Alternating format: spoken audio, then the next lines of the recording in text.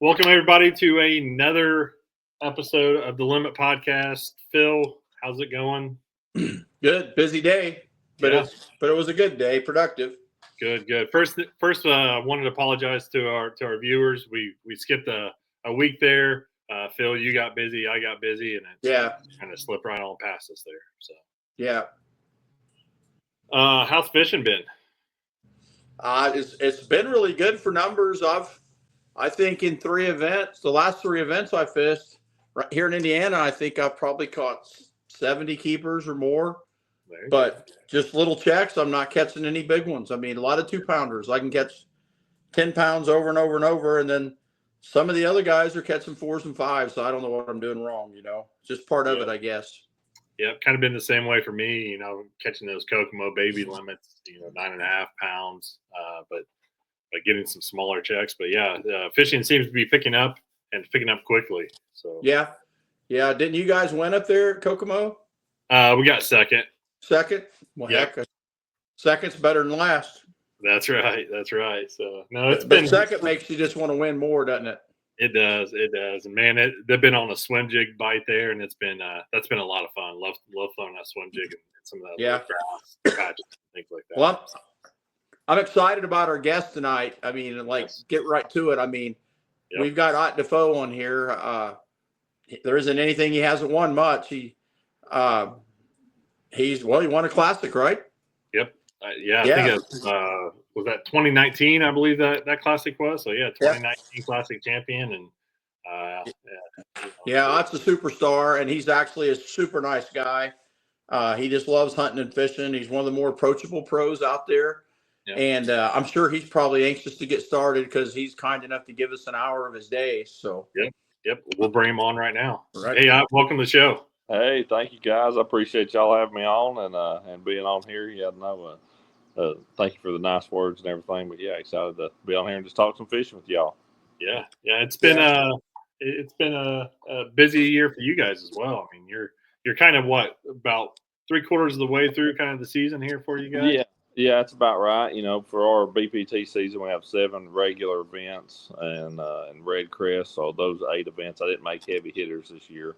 So that was an event I didn't fish this spring. Gave me more time, as Phil was mentioning there, to turkey hunt. So gave me more time to do that. But so I really wasn't. It accomplished multiple things. Abby's graduation was that week, and I turkey hunted a lot. So that was what I call win-win. Yeah. I was watching bucks this morning in the field. There were 4, and problem is the 4 that I saw the last 3 days, I don't think any of them are going to even be 130-inch bucks. But hopefully they'll survive, and then a couple more years they'll be shooters. But I've been thinking about that, and the fishing's barely got going. Right. Well, we were sitting out here on the porch this evening. I mean, an hour ago, and a little thunderstorm come through, and there was a turkey right over here gobbling his head off. Really? Like this afternoon. I'm like, he's on the island. I can't see him, but I mean, he was a few hundred yards away, just blowing the woods down. But our turkey hunting here was tough this year. They didn't gobble very good, and I finally got my 19-year-old daughter. I called in a bird for her, but we got on those birds at like 6:30, and she didn't kill it till 9:30, and we had to set up on them 5 different times before she got one killed. It was just a funky year here. Yeah, it is. We had I got to take part of 5 that got shot and 3 that got shot at. 2 of which. But that happens sometimes. But no. So but like you say, it was a different year, and a couple of the ones we killed, we shouldn't have killed. We were leaving and they run us down, kind of thing. So it was stuff that just happens sometimes if you spend enough time out there. But it definitely was a different year. Our numbers here, like a lot of places in the South, are not what they were a few years ago. Yeah, ours are down too. There's still some around, so it's enough to make it fun anyway. You know what sucks is I never take a shotgun in the boat, and then when you're at the lake and you don't have a gun, they gobble all around the lake, and they'll gobble in the middle of the day and stuff, and then every once in a while I'll throw camo in the boat, and a shotgun, or I'll be if I hear one that I think is hot enough, I'll get out of the boat and go kill it. And then when I take a gun, that never ever happens. Right. Well, that was Parker and I did a cool deal this year, and we made a YouTube video of it. Just posted maybe a week ago or so on my channel. But we actually went over to Del Holla and did that this year. So most of the land around Del Holla is Corps of Engineer land, and so you can almost anywhere hop out of the boat and go turkey hunt. And we actually went, with the intent of doing that, and actually camped on the boat and did a camping, fishing, hunting trip out of it. And the first morning, an hour into the hunt, he killed one on for us, our first public land turkey. I've got places around here we have permission to hunt. To actually kill one on public land right off the rip like we did was like, wow, it felt accomplished having done that. So it made for a fun trip. I watched your video. I thought it was awesome. Okay. I'm gonna tell you, I think it's awesome that you like, for people that don't know, like I met you, like, I don't know if you remember when I met you. I met your brother one time down at is it Watson's Marine down there at by I met your brother down there because you got a brother that's a really good fisherman too, huh? Mm-hmm. Yeah, he fishes quite a few tournaments, and he probably runs more tournaments than he fishes. But yeah, he's he's fished a lot of tournaments around here locally for a lot of years. Yeah, the thing that impressed me is you're just like like everybody knows Bill Owen and I are best friends, and you're a lot like Billy, and I know you're a devout Christian, but you're really approachable. Like, you're just an everyday guy who was fortunate enough to get to fish for a living, and I know you're a humble guy, and you don't take that for granted, And I mean, I know whenever I've seen you around shows, or even like at Watson's Marine when I used to go down to their open house, like, you spend your whole day hanging out and talking with people and signing autographs and talking to kids, and then I know you do a lot. Like, I see a lot of videos with you and your son and stuff. I think that's pretty cool. Yeah, thank you. My faith is a really big part of it, Phil, and it's I want people to know that I'm a Christian, and want everybody else to know Jesus as well. So that's that's something that I try to take seriously, and sometimes I don't always get that right, but it's something that I certainly want people to be able to see is and have an opportunity to hear who Jesus is and what he what he's done for every one of us. So because at the end of the day, and that's why I try to be a humble person and treat everybody the same anywhere I go, is because it's, hey, we've got one or two options where we're going to spend eternity, and Jesus is the best way for sure. Yeah, and I think that's probably, I've thought about that. Like, that might be a big part of your success, is you're being rewarded. Mm-hmm. Yeah, I definitely try to give him the glory and honor in that, and that's if I win the tournament, or if I finish last and don't make the cut. There's a reason for all of it, So that's earthly rewards are nice, but the eternal reward is much greater. Right. So, that eternity is what it's truly all about. Yeah. Hey, have you? I know Matt hadn't even got to talk yet. Have you got any new hot baits or techniques you've been keeping under your hat you'd want to share, or no? Man, I really don't have a lot of new stuff. That's something that with the kids and the family and everything, going fishing, just going fun fishing and play with new stuff isn't something that I truly get as much time as I used to do. With having, we've got Abby just graduated and turned 18 this year, so so she's getting up there, and then the twins are 14. They'll start high school, this upcoming school year. So the tournament time, when I'm going to a tournament, that's the main time that I fish anymore, other than Parker and I going to play on the river or something around here for the day, and that's usually we're going to do what we know we can catch fish on. So that's definitely playing with a whole lot of new stuff. I'll take her with some stuff here and there, but nothing real crazy here lately. Yeah, so you mentioned the river there. Is that something you grew up doing, kind of fishing those smaller bodies of water and creeks and running way up creeks and things like that? Is that kind of how you grew up? It honestly wasn't tremendously, Matt. Like, for me, when I started fishing tournaments, one of the guys I really started fishing a lot with, his name is Jason Nichols, and I started fishing with him when I was probably 12.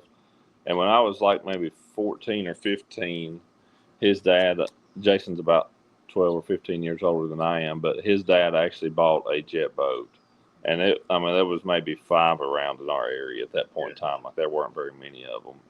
And Jason and I used it, in some tournaments starting at that point. So I started fishing tournaments with my dad when I was 9. But yeah, so I had already fished, 4 or 5 years before we ever really got into the river, jet boat, that kind of fishing. Now, I fish shallow and we would do that kind of stuff. But truly the river fishing was I'd already fished for a while before I truly got into real river fishing.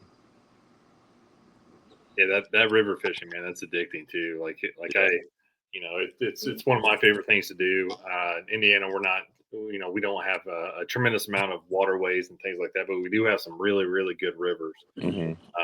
And man, that river fishing is sure is a lot of fun. Oh, it is. And that was the first opportunity I had to get a little river boat. We got a 16-foot flat bottom, and my brother still uses it some. But when I first got it, it had a pull start 83 model 15 Johnson. And so I got this thing when Jenny and I were married. And I think we had Abby at the time. So this would have been maybe 20, 21, somewhere in there. So I'd fished with buddies out of jet boats for for quite a while at this point, but I never had my own. If I was wanting to go to the river, I'd have to go borrow somebody's boat or this kind of stuff, and you always break something, and you always got to fix somebody else like it. You know how that is. It's just a bad way to go. So finally got me a little beater river rig, but again, it was a prop motor. It was not a jet. But that 15, it didn't weigh hardly anything. So you could run up through there and have it didn't have trim. You'd smack him rocks, wah, bah, bah, bah, bah, and I built a homemade jack plate for it to get the motor just as high as I possibly could and still keep some water pressure. And with that 15, it was a 1648 boat. It was riveted, so it wasn't as heavy as a welded boat, but it was as much as that 15 wanted to push, But man, I covered some water in that dude and ran at places that most people would never ever try with a little prop motor like that. And then,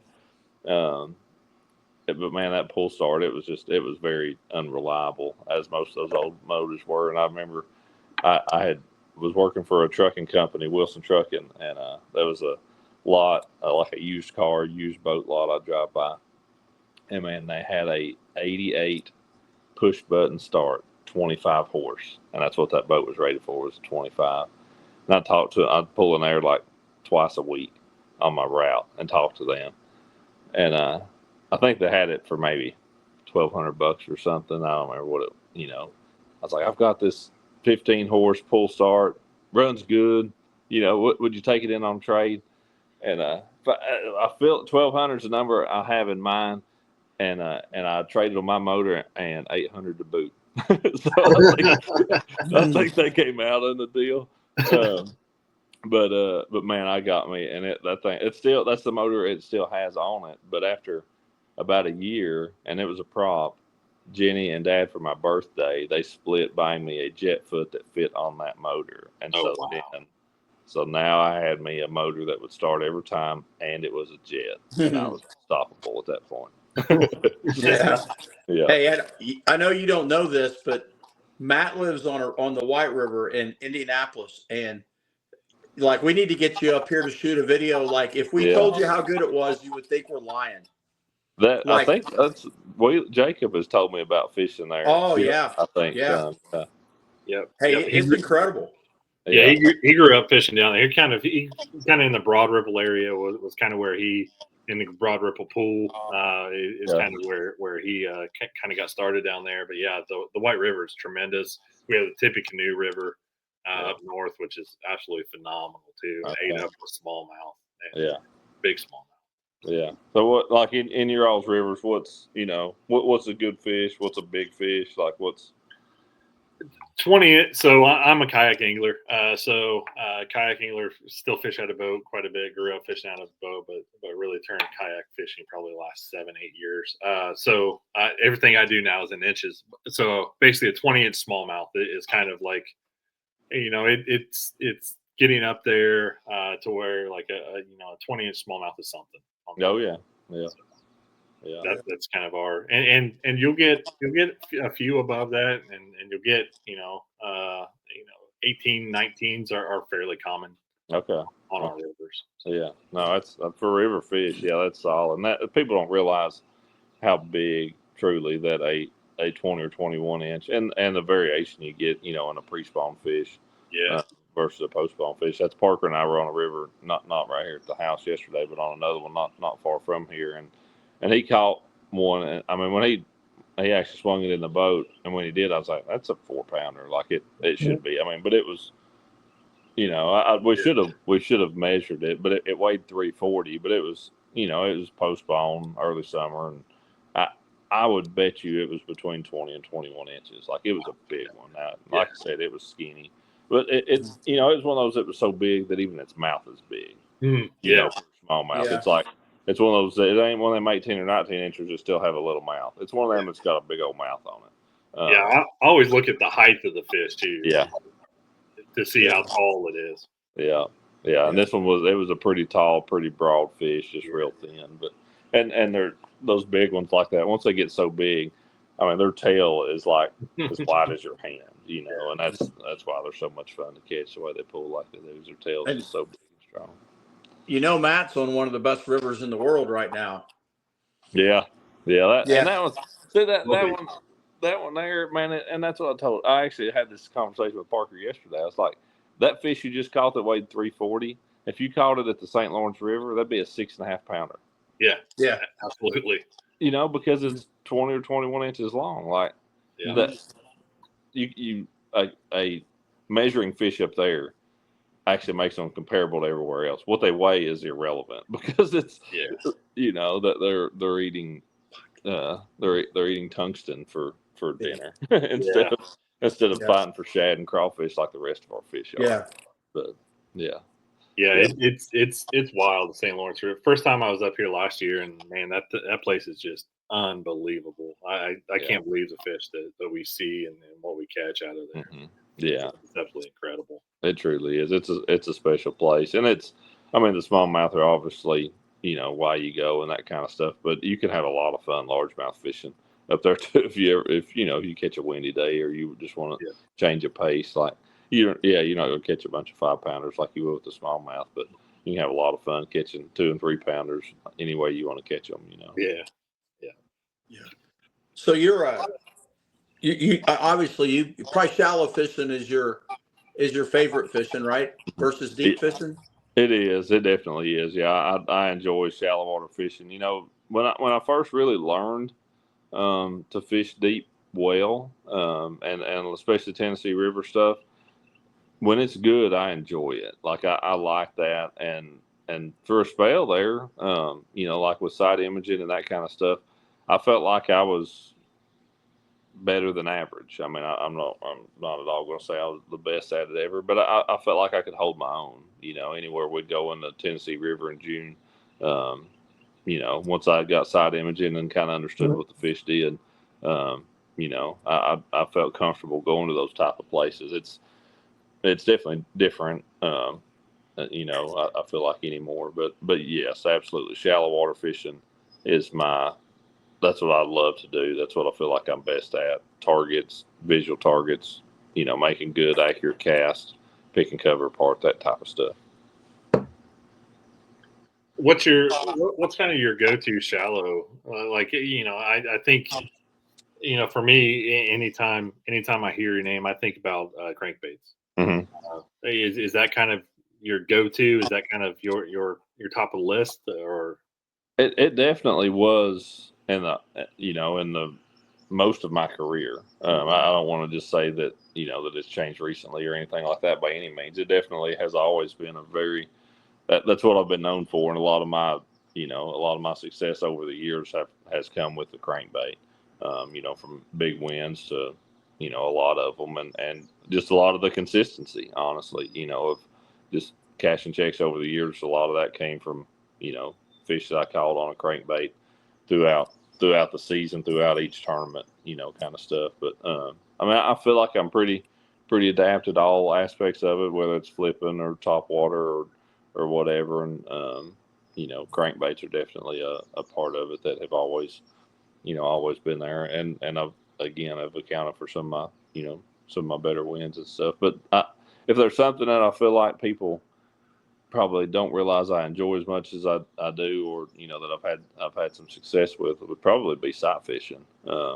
Something that the first major win I ever had was on Santee Cooper, and I caught those fish on a wacky worm and sight fishing. Heavy hitters that I won a couple years ago was sight fishing deal for me primarily. So that's sight fishing has been something that's been really good for me as well too. Yeah, I probably shouldn't ask you this because of what I do for a living. I don't know what you'll say, but do you think like shallow cranking and stuff is still as effective as it was 10 years ago? For your business and mine, with the baits that I've got with Rapala and stuff, it doesn't seem like it is, unfortunately. I mean, it just truly doesn't. I don't. It's not as cool of a thing to do anymore as it used to be with a lot of people. But no, it's I don't know why that is, and that's kind of what I was saying there a minute ago. Like I don't want to say that crankbaits aren't an important part of my what I do now anymore, but it seems like a lot of my shallow fishing, and I just think it's the time of the year when we go places is a lot of it. But a lot of my shallow water fishing has to do with some type of cover I'm trying to skip a bait under. Right. Crankbait's really hard bait to skip. It just doesn't go very well. So it seems like we've not fished any bodies of water in the last few years that were drawn down. A body that if you fish year round where you live, you fish some in late summer, fall when bodies of water are drawn down. And a crankbait is extremely effective. Most of our stuff's spring and early summer, and unless you catch an offshore tournament, the pre-spawn tournaments anymore are definitely not as crankbait heavy as they used to be. But yeah, it definitely seems like things are different, and when we compete, and I feel like again some of that is cycles with years we have a lot of rain, and then some years when you don't, and you're fishing waters that are low. I think like when we fished, there was a couple of years there on the Elite Series, we fished Bull Shoals and some of those lakes 2 or 3 years, pretty close together. And man, when we went to those lakes, everybody in the field caught most of their fish on a crankbait, so that it was, we just haven't had those events that have really set up as well in the last few years, to be quite honest. Yeah. So you don't think it has nothing to do with like maybe fish just don't bite them as good? It's just timing for all the major tourneys.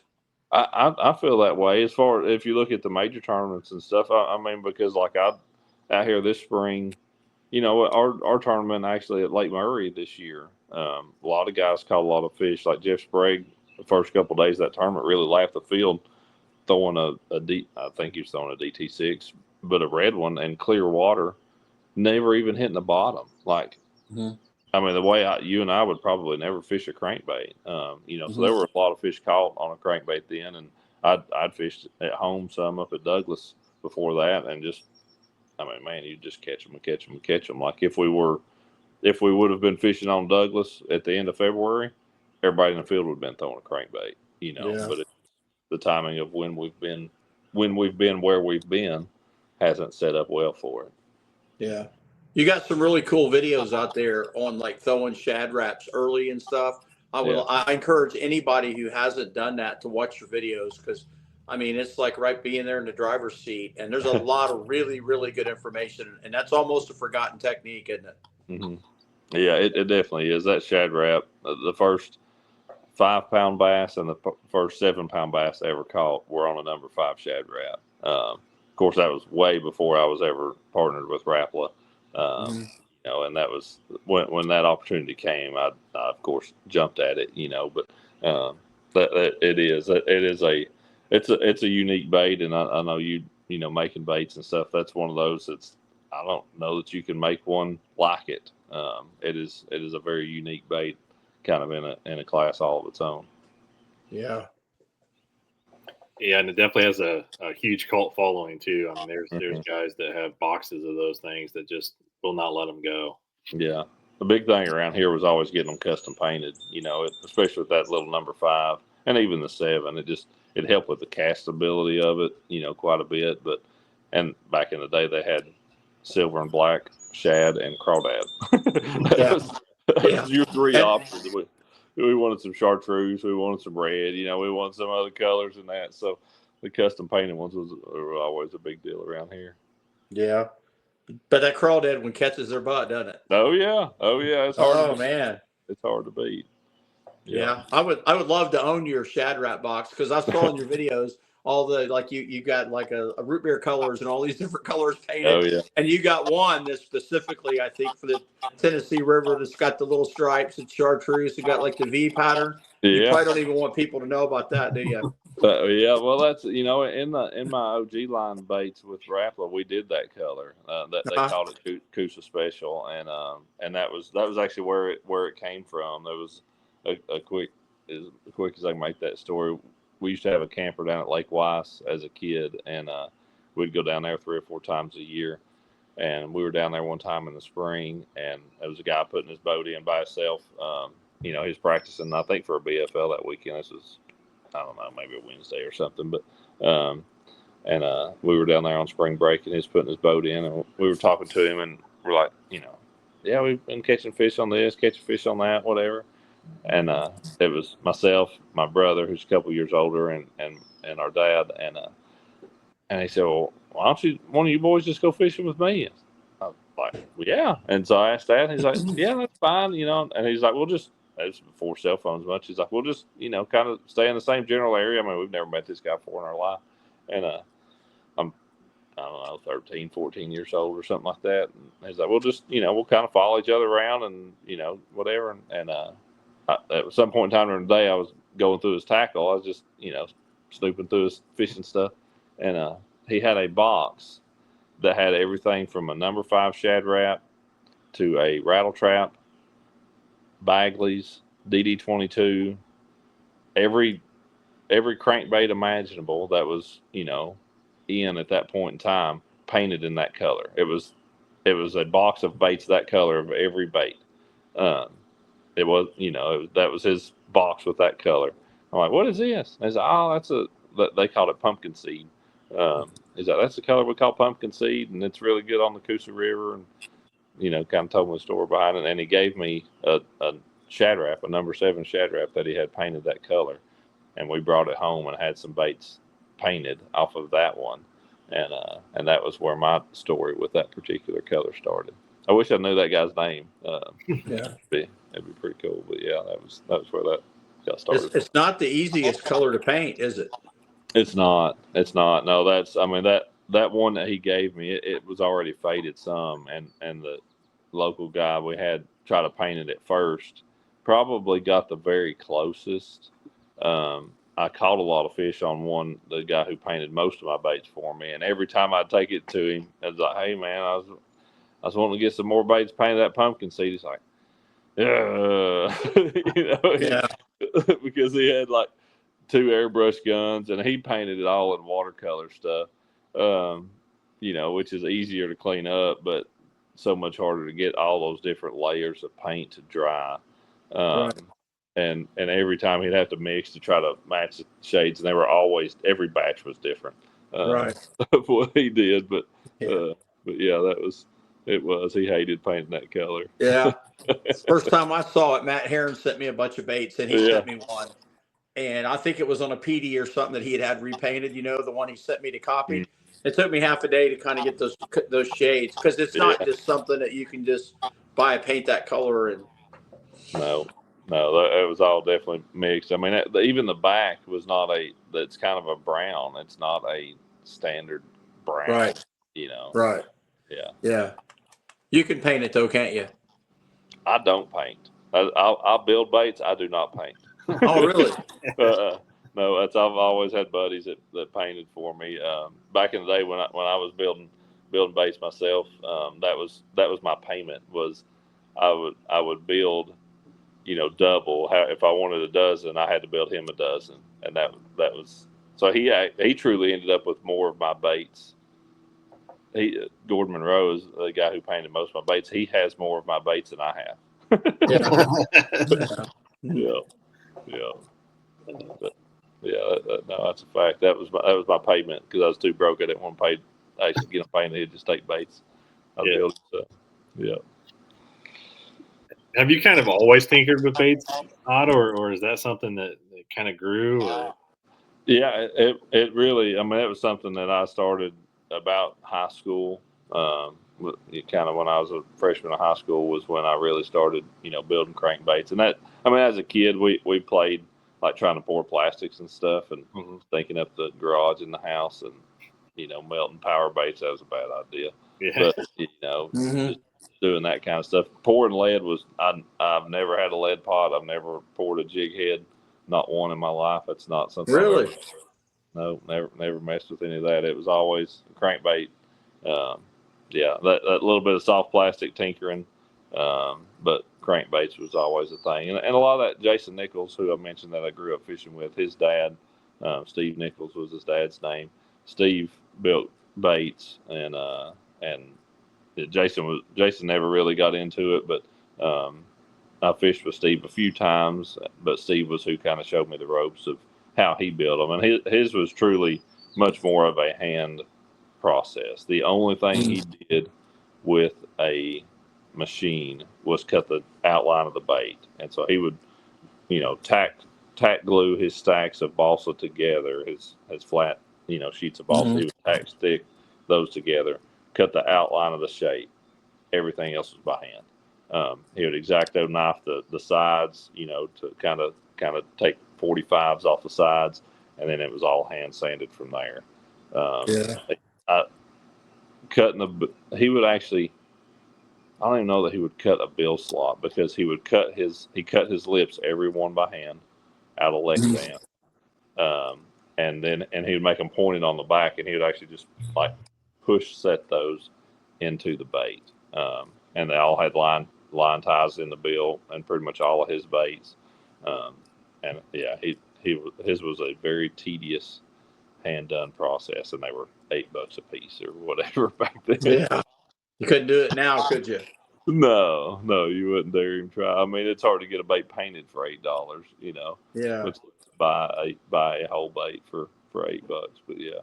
These young guys, I'm always amazed at, like, I grew up in the Bagley's era. I'm actually older than you even, and you grew up in East Tennessee where everybody threw a balsa bait. But I'm amazed at how many of these young guys, like 30 or under, who don't realize how good a balsa bait is. Yeah. No, it really is amazing, and a lot of them just have, they've never messed with them or never used them, and and what little bit they. Those guys could tell you the intricate details of why one minnow shakes better than another, but they don't know. You put 4 different crankbaits on the end of the line, they're like, well, they're all a crankbait, and they run about 5 foot deep. They don't, they don't feel the difference. Yeah, and I don't mean that like plastic. No. Get them. I got a 1.5 tied on tomorrow. I'm going to the lake in the morning. I haven't been to it in probably 30 some years, and I have one, plastic square bill on, but I just have so much confidence in the balsa ones, not just mine, but lots of people's. Like, I would throw yours if I had them. I throw Rick Schreiber's. I throw WeBait. You know what I mean? Like, not just my stuff. And I just have so much faith in them under most conditions.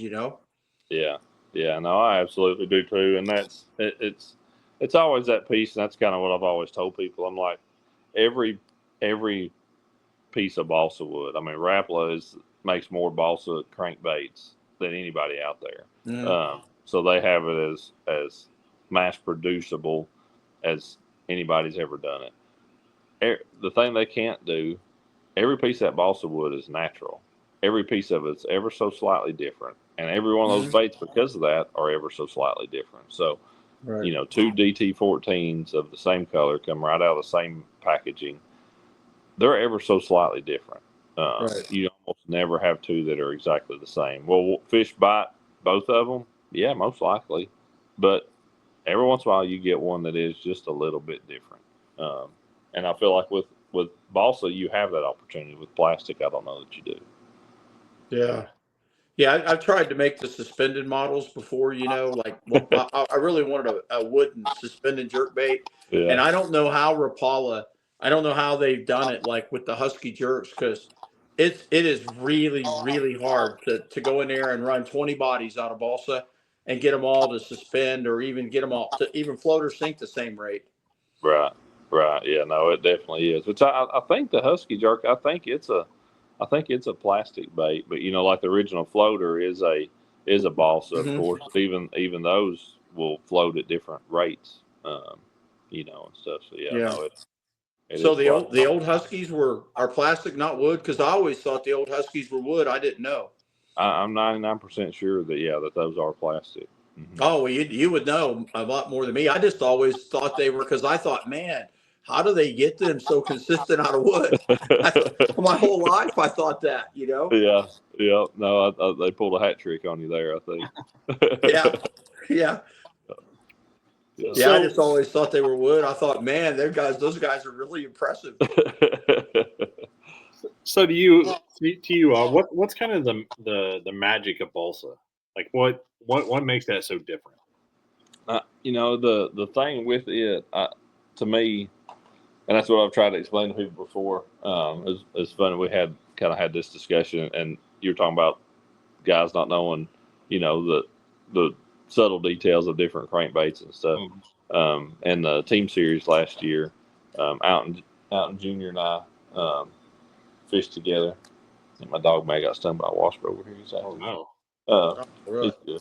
He'll be all right. But out in Junior and I were fishing together in the second one down in Texas, and he had just been to Japan and had got some really cool stuff from over there, and some of it were these crankbaits that were, really special hand built kind of stuff, but they were plastic, but it was because they were made with super thin wall, extremely lightweight plastic, so that they would have a balsa-like action, but yet still be a plastic bait, and I think that is kind of what the draw of balsa is, in my opinion. The once you've cut that shape of the bait, you've got a flat-sided crankbait that's 2.5 inches long, it's 3/8 of an inch thick. That piece of wood, sanded down, what that shape of that bait's going to be. What does that weigh, Phil? Less than a 32nd of an ounce. Oh yeah, like a piece of toilet paper. Yeah, it doesn't. The actual wood itself weighs almost nothing. The paint, the amount of epoxy and paint and clear coats and all those things that you'll put on it probably weighs more than the piece of wood. Oh yeah, I'd say. If you didn't put hardware, if you did nothing other than take that piece of wood, seal it, paint it, it'd be really interesting to test that and see just what the weight difference is of the piece of wood versus the painted, sealed, finished piece of wood. Because I'd almost bet that paint weighs the same. Oh yeah, easily. My point with that is you can manipulate the bait any way you want to, because you're basically working with a piece of air shaped the way you want it to shape. So wherever you want to put the weight or the bill or the line tie, all the factors, you've got basically an unlimited amount of options from that point forward. You take a piece of cedar, you take a piece of pine, you take a piece of basswood, anything else that is a much more dense wood, that there's already so much weight. You take the center point of the bait, if you've got it like that, you've got so much weight up here, it's going to make the bait do different stuff. Like there's nothing you can do to control it, because there's already weight where you don't want it. So to me, that has always been my thought process with why balsa is so special. And some of that foam stuff out there, I think, has some similar kind of property, and like that Japanese bait that I was talking about, that's kind of their goal, is to make the shell of the bait weigh as little as absolutely possible. So then where they can manipulate where they want the weight, to then get the action desired out of it. Right. I don't know if you thought about this too, but I've actually played in the pool. Like I had an in-ground pool for a long time, and Bill Owen and I would get in there, and he would whirl baits past my head. I had my daughter's wine baits past my head. So I know what everything, like I know what a chatterbait actually sounds like. I know what a spinnerbait. And one thing I noticed, and Matt Hive, we've talked about this lots of times on the show, is like you can take a silent plastic bait, and when you reel it through the water, it's loud, even with no rattle in it, because that plastic's so hard. The hook's hitting it, makes a lot of noise. But you can reel a balsa bait through there, and it deadens the sound. And people would be shocked at how much less sound there is out of a wooden bait, any wooden bait actually, than there is out of a plastic bait. Yeah, I never. That makes complete sense. I don't know that I had ever thought about that. But yeah, that does make complete sense. Just the echo you get from that hollow plastic. Oh yeah. Yeah, it's like night and day different. Like you'd be shocked. And I actually was throwing a sexy dog, a hard knock the other morning, and I caught like a lot of keepers on it real quick, like over 10, 12 feet of water, but they got wise to it pretty quick. And I've done this a bunch. I make several models of balsa baits and like dog walkers. But I've noticed like right now our fish are getting like a buttload of pressure right now because it's easy and everybody's having fun. But I noticed the other morning, I make one for myself and Billy and some guys. I've never even sold one. And it's just an exact copy of a Zara Spook, only it's out of Jellytongue wood. And I wanted it so I could have 3 hooks on it, and a silent bait. Yeah. And those fish quit biting that the other morning. And I was throwing just a bone hard knock sexy dog. I picked up that wood bait, which is so quiet, and probably caught another 10 fish immediately. Wow. And they would not eat. And then when I got done, I threw the hard knock in. They would not eat it. I think they got burned out on that loud noise real quick. Yeah. Yeah. That makes sense. That's neat to see it side by side like that too. Mm-hmm. Yeah. Because I'm sure they were done. You know what I mean? Like it was going from every other throw, catching one, to throwing 30 times and not getting a bite. And then the very first time with that more silent bait, Wow. they were all over it again, and they're real similar action and stuff. And I think it was the noise. Yeah. No, that makes perfect sense. It really does. That's the one thing that I've done, and I've done it even with balsa baits. To the sound part of it is tying my hooks on with braided line. If I'm in a situation where I feel like it's really pressured fish, or they're just in a really funky mood, maybe they're keyed in on. The time I've seen it personally is when they're on really, really small bait fish for some reason. I feel like that make a difference, but it's eliminating the split rings and tying my treble hooks on with braid. You want to talk about taking the noise out of it? That takes all that chatter out of it. It is truly a silent crankbait then. I hope everybody listens to what you just said, because we've never had a guest say that. And have you ever does the braid ever break, like in your hooks? You have to retie often, or? No, you'll never break it. If you tie it right, you'll never break it. And I've actually got a video of that on my YouTube channel. But it is like if you were Tennessee River ledge fishing and you were fishing places that fish were getting a lot of pressure, and you had a truly silent crankbait, and you want to make it dead silent. And guys started, to my knowledge, it really started with blade baits. That's when people would do that, because fish just throw a blade bait so bad. You hook them on a silver buddy or whatever in the wintertime, and they come up thrashing, and they're going to throw it. It's rattle trap, but worse. But blade baits, to my knowledge, is kind of where that deal started. And then when they were, if you remember a few years ago, there were some lakes out in California where they were catching those 8, 9, 10-pound spotted bass on like a 10XD. Right. Those guys were doing it a lot because, again, they're catching, trying to catch a fish that has a really small mouth on a really big bait. And we're having trouble losing them. And it was kind of a big deal there. But again, none of that was for sound. But I started playing with it. I'd heard about it, started playing with it, and realized, dude, in my opinion, the bigger benefit for this thing, it's great because you don't lose as many. 100%, even on any crankbait. You don't lose as many fish, but man, it makes it completely quiet. Yeah. You don't know what title your video is so people can watch that, do you? I think if you searched Ott DeFoe and like braided line split ring, I think if you search that, I think it would pop it up. And it is, if you're tying 2 hooks on, you get good at it. It takes me it takes me 90 seconds a hook. So it's the kind of thing you want to have your baits ready to go the night before. Like, it's not something you want to have to be doing in the boat. It's not a terrible process, but it's a little bit of a process. I usually use like 30 pound braid is plenty. And once you cinch it down and stuff, I mean, you're going to break your main line before, maybe if you hooked a double of 8-pounders and they were pulling against each other. Yeah. Maybe you'd have a problem, but you'd probably have a problem with regular split rings then anyway. Yeah, that'd be an awesome day, wouldn't it? Anyhow. Yeah. Sure. Well, that was worth having you on the podcast right there for. And I'm aware of it, but I just never. I thought it was just a gimmick. It's just something people wanted to talk about, Yeah. No, it's the landing percentage is really, really incredible. It truly is. How much better you land them. This year in a little different application.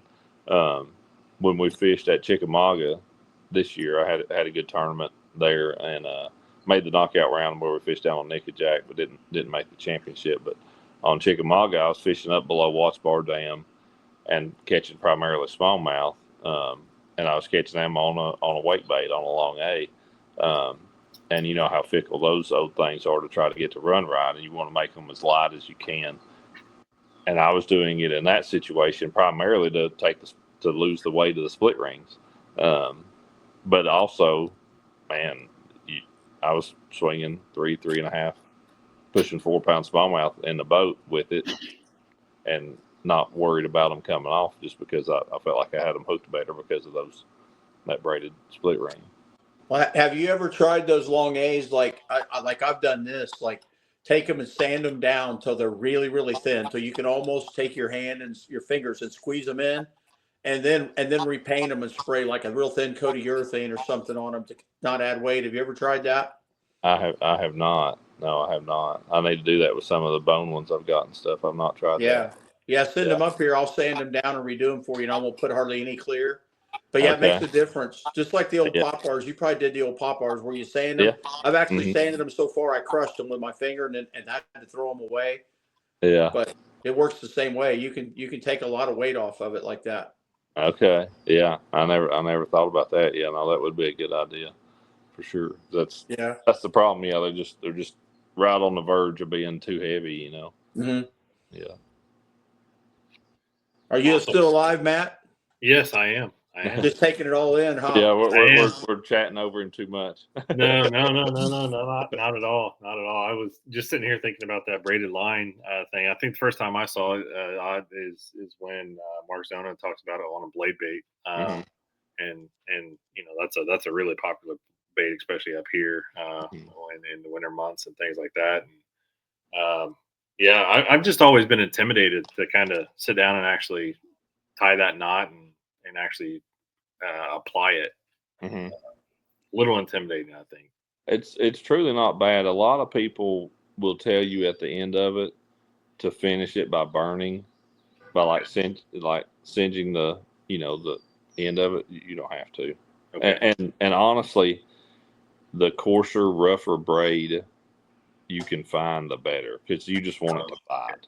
You don't worry about. Don't honestly.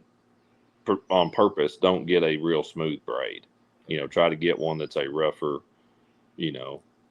braid to do that with. And that's the big thing. Once you tie that knot, once you get it all done, pull it down, really, really hard, the actual knot with your 2 tags. And then the first thing I do is I will take my pliers, get a hold of the base of the hook, where you've got the eyelet that you're tied to, and then you've got where all of it's together. Get a hold of that with your pliers, and I mean, I'll pull on that thing way harder than a fish is ever going to have a chance to pull on it. And I'll pull super hard, and that knot will kind of back up, and it'll kind of cinch back into place, and then it won't go anywhere. Like, you cannot make it move at that point. And then I'll trim I don't trim the tags down to nothing. I'll go ahead and leave a little bit because it ain't going to hurt anything. Okay. But pull that thing back down and cinch it into place, and then go ahead and try to break it and see what you got. But that 30-pound braid is going to be really hard to break. Pulling against it like that. You're probably going to pull the eye out of your bait first. depending on what kind of bait it is. But yeah, it's I've never had any problem with it whatsoever. Have you messed around with the quad trebles much? I have a little bit, and I have an application where I always use them, and that's for like the Bass Pro, the comeback shad swim bait, like a mag draft, stuff like that. That is the hook I use on those. I'm not a big glide bait guy, but if I use a glide bait, I'll have them on those. Mostly, if I can get away with the weight, I'll have them on those, and that's a great place to use that braided split ring too. Like everybody knows how hard fish are to keep hooked on a glide bait. But yeah, that's a couple situations where I particularly do, I do especially. But that comeback shad, mag draft, that type of swim bait where you're always putting a hook into the belly. Like, well, I still got 3 live wires then, so I've played with them a little bit on some crankbaits and stuff. If you can get one that's not too heavy, I think it's got some benefit. That particular one I use on the on that swim bait's a pretty heavy one. But yeah, I have played with them a little bit. Have you messed with them any? No, I played with them on a mag draft a little, but I don't even know if they make a little one. I've been thinking lately, like I would love to be able to get. I don't even know if they make like a number 6. Put them on like a little balsa bait early in the year, like one of my skinny peas or something. I think that they're buoyant enough, but I don't even know if you can get a quad hook in that small size. That they've got some. I have got some smaller lightweight ones, lighter wire ones and stuff, and I've just not honestly just not tried it much because I'm kind of afraid I'll really like it. It's honestly part of it. And then I've seen one too, and I've talked with VMC a little bit about trying it for the belly. That is still just a treble, but instead of being, like that, they're, it's flat. Like there's no hook on the top, 2 out to the side, 1 on the bottom. Right. They're oriented like that, so it would sit on the bottom of the bait. Right. It's essentially a quad with 1 cut off. Right. Is basically what it is, and that for the belly, because I don't think a quad on the belly would work. A quad on the tail, I think, would be fine. Right. Would be kind of my thought. Yeah, it's amazing. Like there's just we haven't even scratched the surface. I mean, honestly, if you think about it, like things are evolving so fast. It just makes you wonder. And I'm not even thinking like electronics. I mean, but even like with baits, I mean, I can't possibly imagine what else you could do with a balsa bait or what else you could do with like a dog walker. But I'm sure that we're going to see some pretty cool stuff coming in the next, you know what I mean? That nobody's ever thought of. Yeah, no doubt. There's one thing, and I've mentioned it some with Rapala and kind of played with it some, and that there was a couple of years ago that when that braided line split ring deal first came out, that they dove into trying to come out with a hook that you could a hook and a system of like a way to attach it without a traditional split ring, but it just you would eventually a fish would jump and it would throw the hook off, like it would the hook would come off. We could never figure out a way to mass produce that type of system. But yeah, and there's another thing that I've thought of with crankbaits of doing, and I've talked with them some, but it's not got anywhere yet. It's one of those kind of things that I don't want to say because it could eventually, but and I think that it would be neat if it did. I've played with it a little bit to feel like it's a legit idea, but still not enough testing to be like, oh yeah, this is absolutely the deal.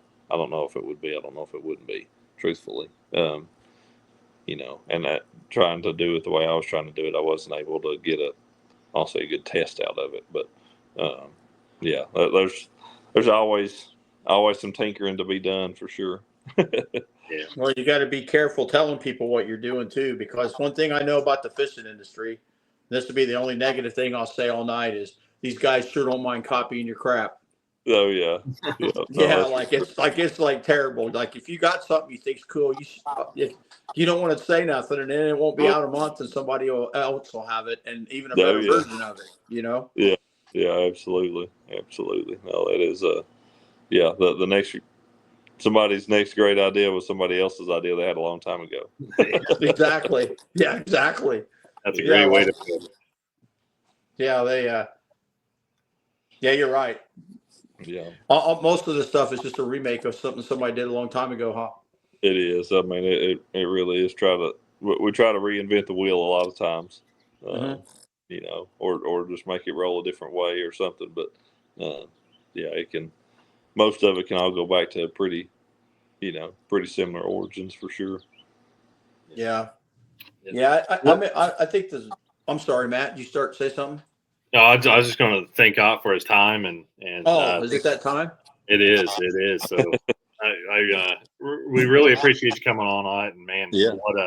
what an awesome show. So thank you for your time, and thank you for hopping on with Phil and I. Yeah, I absolutely know. I could stay on here and talk fishing for at least till it got dark anyway. Yeah, Yeah. we'll have to We'll have you have back you on on again sometime if you'll have us. So Yeah, absolutely. yeah. Yeah, I'd love to come up there and go fish on those rivers in Indiana sometime. Bring the Oh, hey, it's only like a 5-6 hour drive from your house, and if we told you, like, I don't think there's any way to prepare you for the White River, how good it can be. really wow. Yeah, Yeah, like really, really good. Like, I don't know why Joe Thomas hasn't done a show, and maybe he did, and I haven't seen it, but yeah, we all know Joe up here. I don't know why he's never went and done a show like that up there. It's incredible. yeah. What kind of numbers you catch there in a day? Oh, man, it really all depends. Kind of all depends on the stretch too. I mean, you can get into some numbers days. You get into some number and size days too. Okay. So I mean, like the Tippecanoe River, for example, if somebody's trophy hunting and actually going out, and kind of like you do on your show, if somebody's going out and targeting that big fish, Right. I would say the Tippecanoe River is probably the best for that because it just has really big smallmouth. Yeah, and those are just free flowing. They're not not dams, or do they have some pools to them? So the white has some dams in it, not really much of anything. And the Tippecanoe has some because Tippecanoe has a river section, has lakes between it, and then has another lower section. So it's dammed there, but other than that, Even the whitewater that I live on here, Billy, he used to have a jet boat, Lowen did, and there was a little ramp in Harrison we'd launch. You catch 30, 40 an evening there. I mean, it's like really, really good. And it's small. You're going to run through rapids that are like 3-4 inches deep. We'd have to get out and clean rocks out of a jet drive before, but man, we had a blast. Yeah. No, it is fun. That's on the Holston down here. We're downstream of Cherokee, and it's a tail race fishery. So like 3 weeks ago, they finally started running water because the lake's full, and so like you do good to catch 5 or I mean you do good to catch 15 or 20 out there in a day. Now Jenny and I went Sunday evening after church for about 4 hours, and we probably caught 40 or 50. The water was 75. It's probably 55 now. So once that happens and they turn the air conditioning on, your bite goes way down. But I mean, we were fishing to just get bites. We didn't catch a pound and a halfer, and a lot of those fish were 6 to 10 inches. So it's just it's polluted with them. 2-pounders are decent ones. 3-pounders, a true 3-pound fish this time of the year would be a really big one. Pre-spawn. Those 17, 18-inch fish that are fat and healthy, they'll weigh 3 pounds.